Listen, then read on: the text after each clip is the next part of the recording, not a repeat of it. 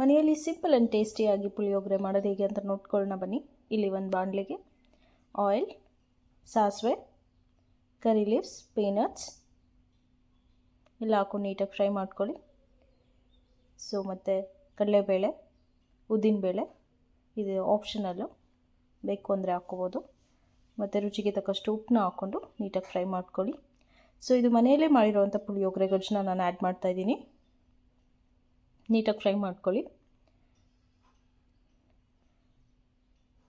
ನಮ್ಗೆ ಎಷ್ಟು ಬೇಕಷ್ಟು ರೈಸ್ನ ತೊಗೊಂಡು ಅದಕ್ಕೆ ನಾನು ಕೊಬ್ಬರಿ ತುರಿ ಅಥವಾ ಕಾಯಿ ತುರಿನ ಆ್ಯಡ್ ಮಾಡಿಕೊಂಡು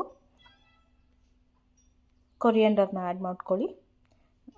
ನಾವು ಫ್ರೈ ಮಾಡಿದಂಥ ಪುಳಿಯೋಗರೆ ಗೊಜ್ಜನ್ನ ಆ್ಯಡ್ ಮಾಡಿಬಿಟ್ಟು ನೀಟಾಗಿ ಮಿಕ್ಸ್ ಮಾಡಬೇಕು. ಈ ಥರ ನೀಟಾಗಿ ಮಿಕ್ಸ್ ಮಾಡಿದ್ಮೇಲೆ ಹೆಲ್ದಿ ಆ್ಯಂಡ್ ಟೇಸ್ಟಿಯಾಗಿರೋ ಪುಳಿಯೋಗರೆ ರೆಡಿಯಾಗಿದೆ.